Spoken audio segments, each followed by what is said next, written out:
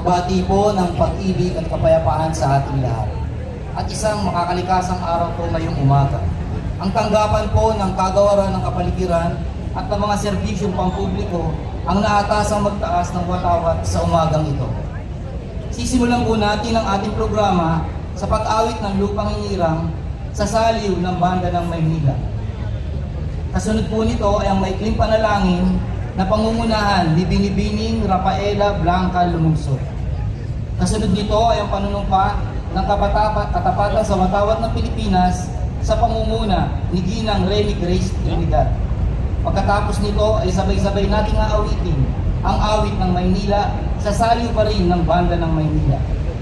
Kasunod nito ay ang panata ng Bagong Pilipinas sa pangunguna ni Binibining Maria Corazon M. Francisco. At kasunod nito ay ang himno ng Bagong Pilipinas. Susundan naman ito para magbigay ng kanyang mensahe ang officer in charge ng kagawaran ng kapaligiran at mga serbisyong pampubliko, si Ginoong Kenneth G. Amurao, na siya ring magpapakilala sa ating punong lungsod, kagalang-galang Francisco Moreno Dumagoso, para naman sa kanyang lingguhang mensahe. Mga kasama, kapwa ko kawani, sama-sama nating awitin ang pambansang awit ng Pilipinas. Yan eh.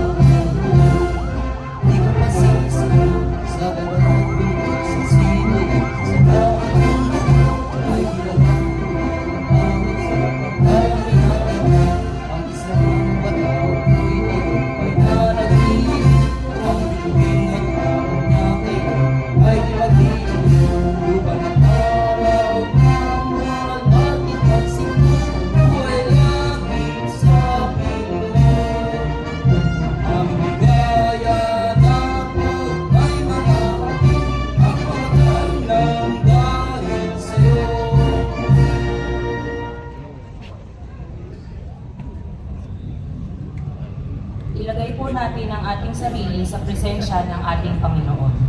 Ama naming banal at makapangyarihan sa lahat, maraming salamat po sa isang masaganang buhay at malusog na katawan na iyong ibinigay sa amin. Maraming salamat pagkat binigyan ninyo kami ng panibagong linggo at pagkakataon na muli naming magampanan ang aming trabaho at tungkulin sa araw-araw. Dalangin po namin na gabayan at tulungan niyo po kami na maisakatuparan namin ng maayos, matagumpay at puno ng pagmamahal ang aming responsibilidad sa araw-araw.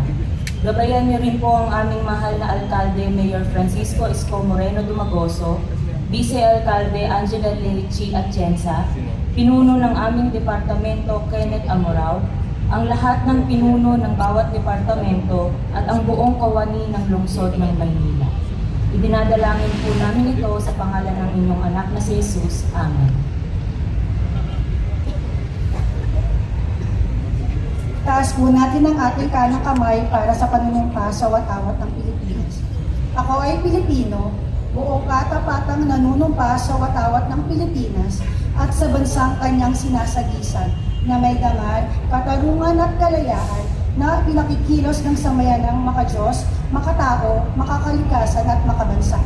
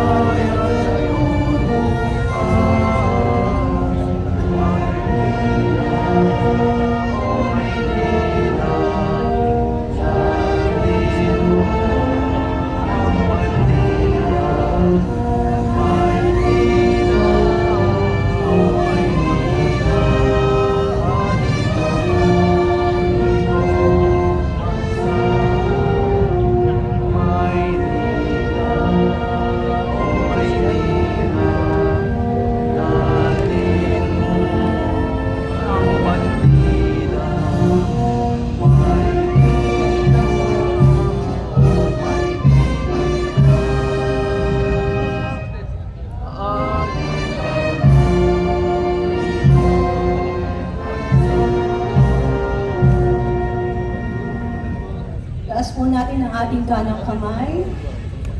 Bilang Pilipino, buong pagmamalaki kong isa sa buhay ang bagong Pilipinas. Buhay sa aking dugo ang lahing dakila, mangiting at may dangal. Palaging dadalhin sa puso, isip at diwa ang aking pagmamahal sa kultura at bayang sinilangan. Kaysa ng bawat mamayan, iaalay ko ang aking talino at kasanayan sa pagpapaunlad ng aking bayan. Taglay ang akin na aayon sa mga pandaigdigang pamantayan. Magiging instrumento ako sa pagsulong ng kagalingan, karunungan at kapayapaan. Makikiisa at makikilahok ako sa mga adhikain ng pamahalaan dahil ang kaunlaran ay hindi lamang responsibilidad ng iilan, isusulong at pangangalagaan ko ang karangalan, kalayaan at interes ng aking bayang minamahal. Bilang Pilipino na may pagmamahal, pakialam at malasakit, hindi makasarili kundi para sa mas nakararami. Tatahakin ko ang landas tungo sa isang bagong Pilipinas.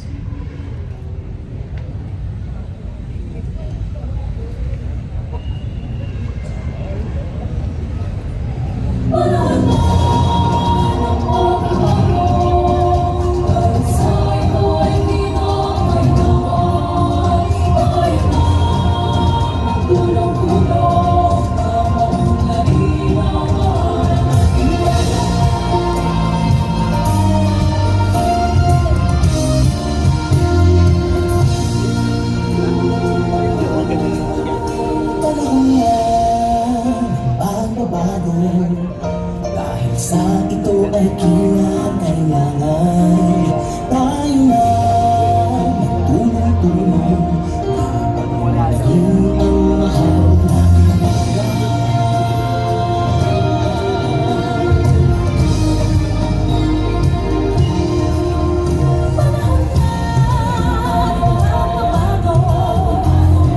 Ayos ang mga dapat ayusin. Dapat na itutuloy ng bawat mamamayan dito sa atin.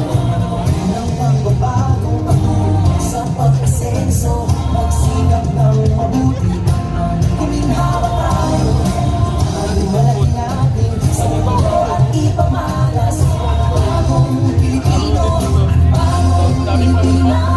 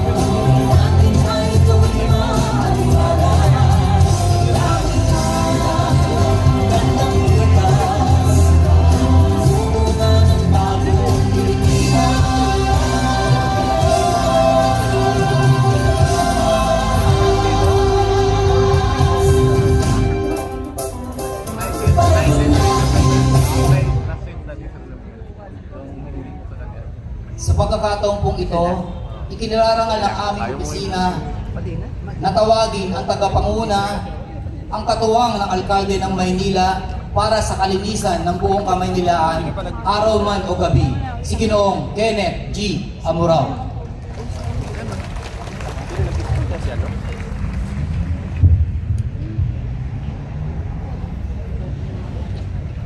Magandang umaga po.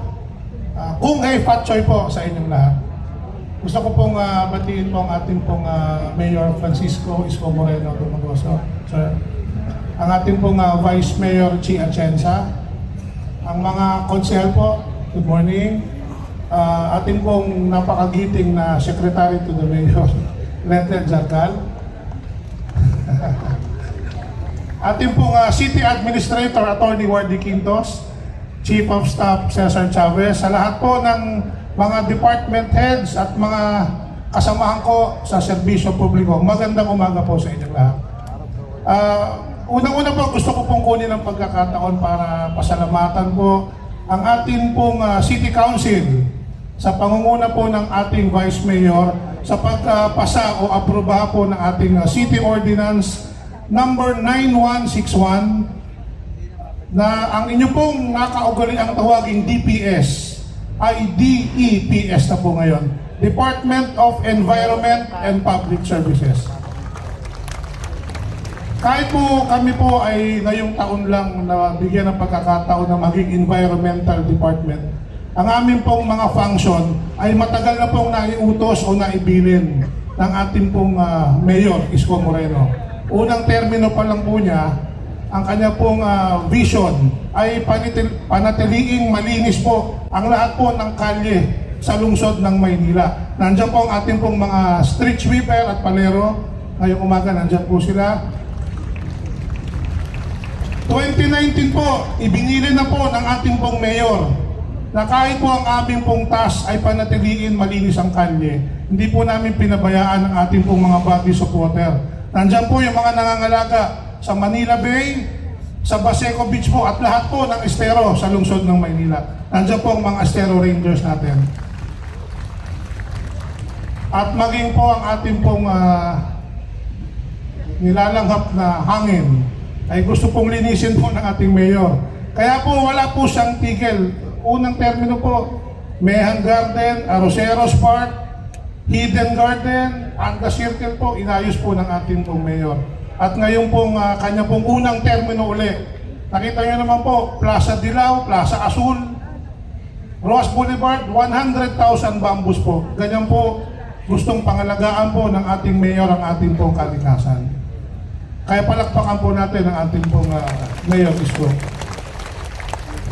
At isa pa po, gusto ko lang pong i-share sa inyo, kahit po busy po ang ating punong lungsod noong nakaraang taon, November, kasama po namin ang ating pong mayor. Nagpresenta po at dumipensa sa ating pong updated 10-year Solid Waste Management Plan sa harapan po ng National Solid Waste Commission. At ngayon lang din ko po ipapaalam sa ating pong mayor, tayo po ang kauna-unahang LGU na nabigyan po through resolution number 154-A ng approved 10-year Solid Waste Management Plan. Gusto po namin ihandog sa ating pong mayor.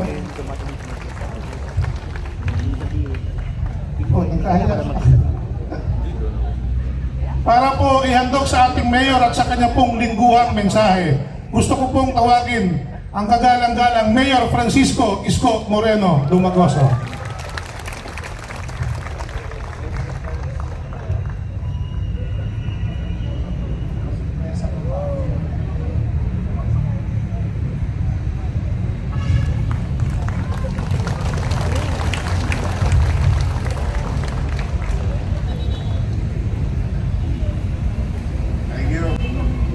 Palakpakan natin si Kenneth. Sikat na sikat yan hanggang February 13. Well, salamat sa Diyos. Hopefully, mapagtagumpayan natin together, all of us here in City Government of Manila, ang maliwalas at panatag na pamumuhay. The very least that we can give to our people. To Kenneth and to the team, lalo na yung Estero Ranger. Taas nga kamay ng Estero Ranger. Yan. Yan po ang tagakuha ng basura ng Metro Manila. Just so you know. Lahat ng basurang dumaan sa ilog nila uuwi sa Maynila. Basta sa ilog. Hindi po natin halos basura yun. At least, I can honestly say,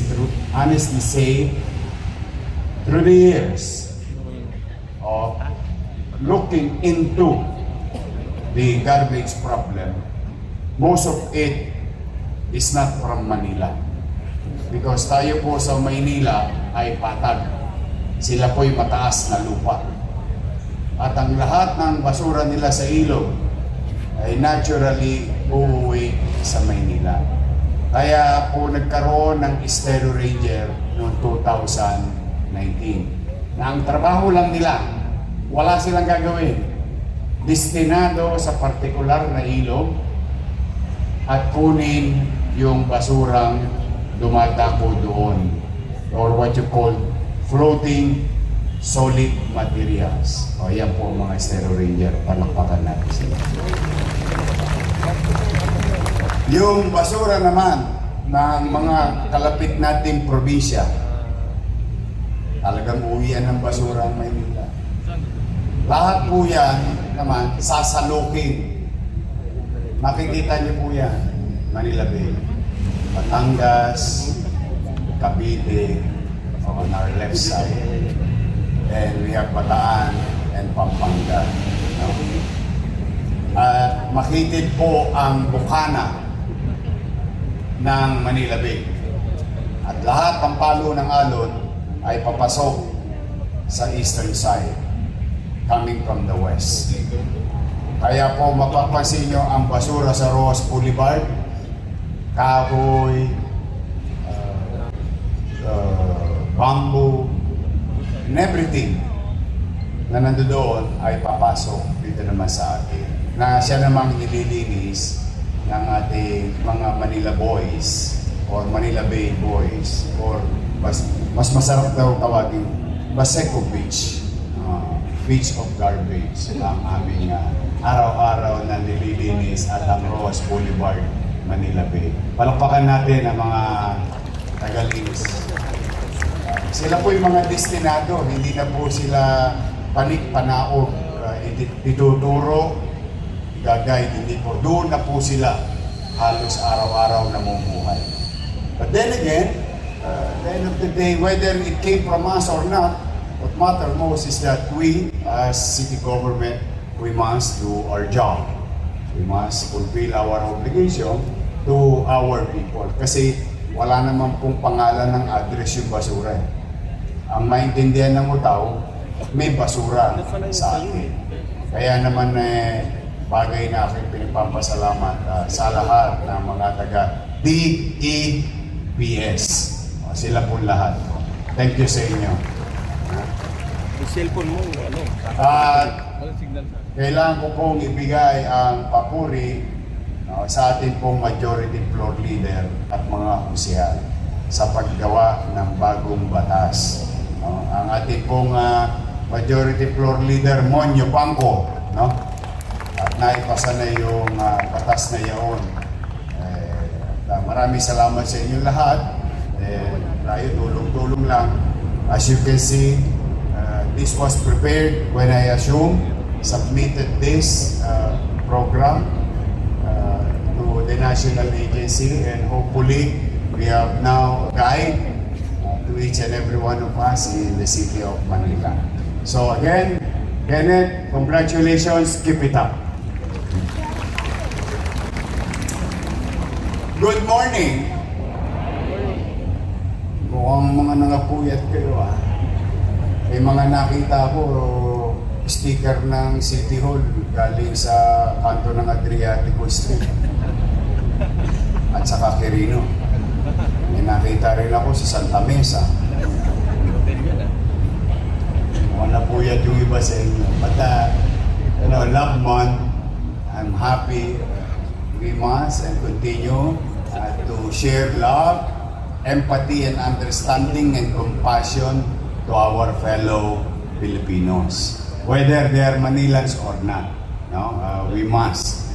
Kailangan mahalin natin ang isa't isa at unawain natin ang isa't isa. Yung ganung level ng pagmamahal, ang pagmamalasakit sa kapwa-tao ay laging maging pamantayan natin araw-araw bilang lingkod bayan, lalo na bilang lingkod bayan, bahagi ng pamahalaan at kahit ordinaryong tao. Si Jess ay wala pang asawa. I-announce ko na, Jess. Are you free? Are you available? Single, ready to mingle. Itsura no? Sabi ng nanay niya, pinakamagandang lalaki sa balat ng lupa. Oh.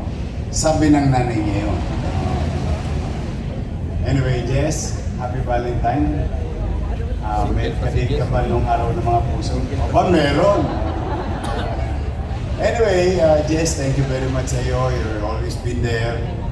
Since I started as mayor, because we wanted to spread our wings as much as we can so that we can reach or maakap ang kaya nating akapin, lalo na yung ating mga PWDs, na sila ay maunawaan mga bagay na ginagawa through communication sa ating pamahalaan para sa mamamayan at kanila.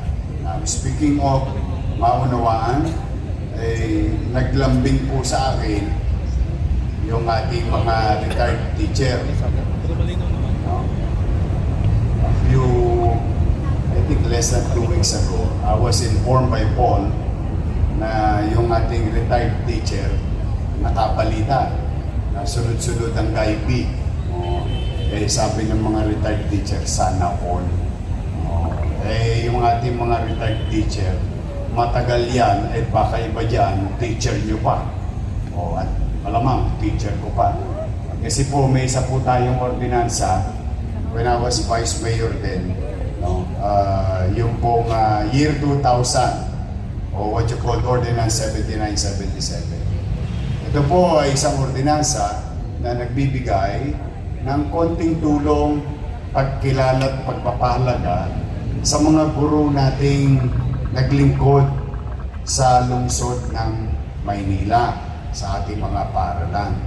At sila po ay bibigyan ng pensyon buwan-buwan at maaari nila itong makuha katulad ng iba nating mga binibigyan na tulong na quarterly or bi-yearly.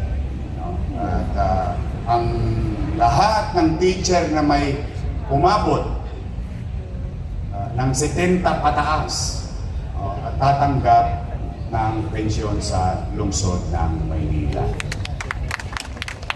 Yun po yung nakasaad sa ordinansa. 500 pesos a month. Now, naglambing po, ito ba yung ating mga, ma'am, kayo po ba yung secretary?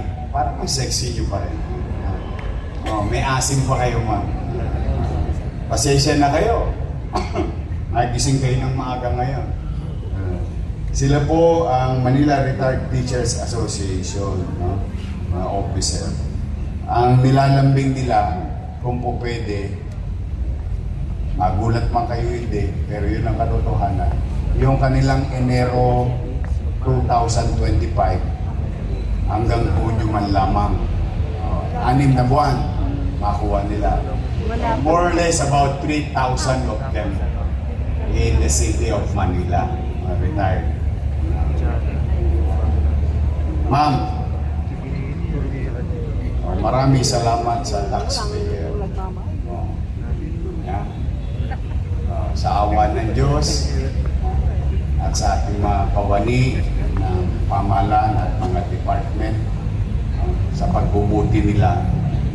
Diyo tayo at patuloy tayong nililingon ang mga nakaraang obligasyon. Bagamat kahit hindi ko pa ito panahon, but what matter most is that we will recognize previous obligation. So ang request ninyo, January to June 2025. Yun lang po request nyo. Ayaw nyo ba buong taon? Kasi yung request nyo is amounting to 9 million pesos. But last Friday, sabi ko kay Paul, na nag-uusap kami, sabi ko, Paul, araw ng mga puso. iparamdam natin ang pagmamahal at utang na loob sa ating mga guro. Katulad ko ay one of many product of public education system. Full-blooded from Tulungan Center in Delpan na ngayon ay tinayuan na ng Gat Andres Bonifacio Hospital. Dati pong Tulungan Center yun. Take care po ako doon. Dahil nakatira po kami sa Parola. Yung wala pa siyang flyover nung araw. Isa kami sa mga original sa Parola. Bubog at kusot ng San Miguel. Yung kanilang pabrika. Tapos kami po ay nawala sa Parola. Dala na nagkaroon ng reblocking dahil itatayo na yung MIP or mas kilala ngayong ICTSI. Po yung pier. Doon po kami naliligo pagka kahit maraming taga-tundo rito. Naliligo doon pag bagong tuli. Doon po talaga ang puntahan ng araw. Kasi doon ka pagkatapos ng ilang araw. Kasi malinis naman yung dagat ng araw. So after that, when I graduated from Tulungan Center in Delpan, ako po ay nag-aral sa, hindi po siya mababa kasi nakalagay yung mababang paaralan ng Rosauro Almario Elementary School. Epic floor po yun. Kaya po ko nakukumpos. Graduate po ako ng Almario. Tapos, nung ako po yung mag-high school, doon na po sa Tondo High School. Kaya po ako ay isa sa mga produkto. Mangyari ba, maswertihan mo, because sa pagtsatsaga ng mga guro na katulad ninyo sa pampublikong paaralan o nakapag-produce kayo ng isang mayor ng Maynila. And I'm pretty sure, and I'm sure about this, marami kayo na-produce na doktor, ininyero, lawyer, pati IT. Hindi pa uuso ang IT, may IT na po akong mga kaklase na graduate na nasa Intel. Alam niyo po yung Intel ng microchip sa computer. Lahat po sila nagtatrabaho sa Estados Unidos. Ako lang po ang kilala, pero sa totoo po, marami pong matagumpay na mag-aaral sa pampublikong paaralan. Marami pong naging seaman. Yung iba ko pong kaklase, kapitan na ngayon, si Jomel. Ewan ko si Francisco Garado. Si Jomel Andrada, alam ko, kapitan na. Si Francisco, yun. Alam ko, mataas na rin ang posisyon sa barko. Panik-panawag na sila sa barko. Lahat po kami halos sa batch namin, gusto namin maging kapitan ng barko. Kaya gusto namin maging seaman. Marami rin naging seaman. Si Manduruko to sa kapitbahay ko. Kaya kanya-kanya lang mo talagang linya. But what I'm trying to say is that sa mga guro ngayon na maaaring makapanood, mga guro na maaaring nakikinig, maraming salamat sa inyo sa pagtsatsaga nyo sa kakulitan namin bilang mag-aral, bilang isang estudyante. Lahat kasi nung araw pwede pa umangurot sa singit, pwede pa umapato ng pambura. Pwede pa mapingot. At ang pinakamasakit sa lahat, mahilaan ka ng patilya. Shout out sa mga nahilaan ng patilya dyan. Ngayon yata, hindi na pwedeng gawin yun, no? Alam nyo yung patilya, ewan ko Jess kung nadali ka nito, nakakatangkad po yun.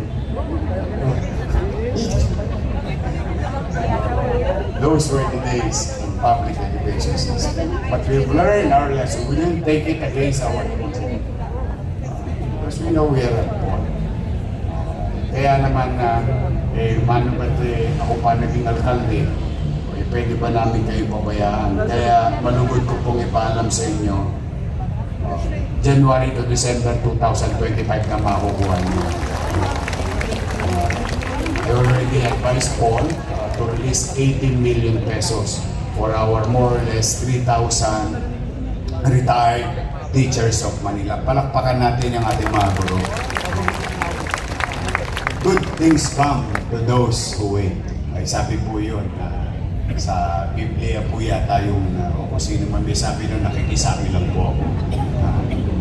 At yan po ay mararamdaman ninyo ngayong Pebrero 16 hanggang 20. But the thing is, I already signed it last Friday and I advised Paul and the city. Thank you sa City Treasurer's Office. Lagi kayo napupuyat, lagi kayong napapagod.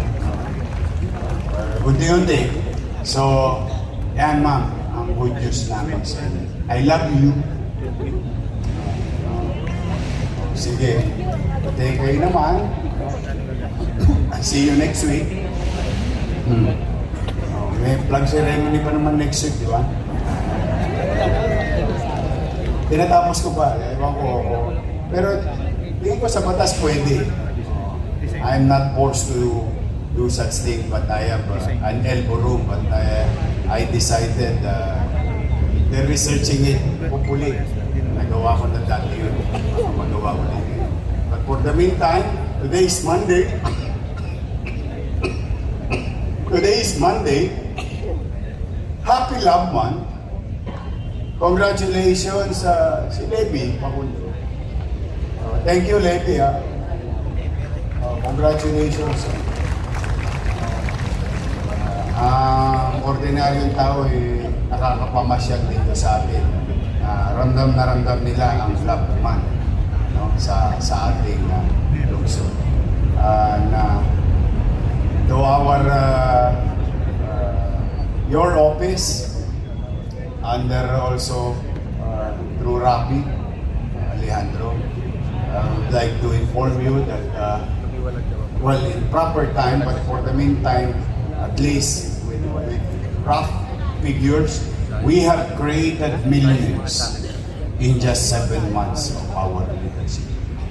A couple of dozens of millionaires, where the new approach of your city government in regulating things. Kaya nga talaga maganda talaga yung ikay nagpapasakop sa pamahalaan, hindi pa warte-warte. Kumbaga, kapag ang gobyerno talaga ay pinagtuunan ng sambagay at ang tao ay nakibagay, nakiayon, sumunod, nagkusa, nagdisiplina, it will bring more good things to them. Sa umpisa, mahirap lang kasi binabago mo yung habit o yung what you call nakasanayan mo ng sa tingin mo yung tama, ngunit hindi naman pala nagdudulot ng maganda. But dahil sa ikinakiayon na, napabuti naman ang katayuan nila. So keep it up, Rapi and Levi. Sana dumami pa sila. Ngayong Lunes, magsipag-ingat kayo, another week, another chance and opportunity to be of service to our people. And I may repeat this, many are called, but few are chosen. You were the chosen one. Binigyan tayo ng Panginoon Diyos na makapaglingkod sa kapwa. At ito'y maging bahagi ng ating hanap buhay o propesyon. Wala na siguro pinakamasarap na trabaho yung nakakatulong ka na sa kapwa, may sweldo ka pa. So always bear that in mind. As you have heard, may retired teacher tayo. 3 weeks ago, 4 weeks ago, may mga retired employees tayo. Mari-retire din kayo. One way or another. Matatapos ang lahat. Kaninang umaga, sumikat ang araw. May katiyakan mamayang hapon. Lulubog ang araw. Ganun din ang ating mga karera. But you have to ask yourself a question. What did I do during the time I am called to be of service to my fellow Filipinos or Manileños? Yan na, or sa kapwa-tao. Kasi talagang kita nyo si Lubiloso, umukot puti na lang ang birthday niya. Pero ilang milyon na kaya ang napasaya ni Lubiloso sa kanyang profesyon? Ilang daang libo na kaya directly ang natulungan ni Lu Veloso sa kanyang paglilingkod ng mahabang nauna pa sa akin to dito. Bagay, tama naman sa edad niya, talaga mauna sa akin to. Ilang libo na, daang libo ang natulungan ni Lu Veloso. And these are the things in our mind, one way or another, iisipin natin, paano nga ba ako naglingkod sa akin family. So, uli sa inyo lahat, mag-iingat kayo itong linggong ito. Hangad ko ang inyong kaligtasan. Hangad ko na kung wala pa kayong jowa, sana tingginan ng Diyos na tumating sa inyo yung the one. Kung meron man nakaligtas, pumunta kayo sa Paco. May ginawa po doon si Director Crystal Bagachin, what you call the Totga, the one that got away, o isulat yun na doon, but move on with your lives. But kidding aside, I want you to be safe and healthy. Yun po ang dalangin ko ngayong linggong ito sa bawat isa sa inyo. At uli, kita-kits sa Monday. Kenneth, thank you. Congratulations sa inyong lahat. Mag-iingat kayo at pagpalain nawa kayo ng buong may kapal. Sabay-sabay. Manila! God first. Thank you.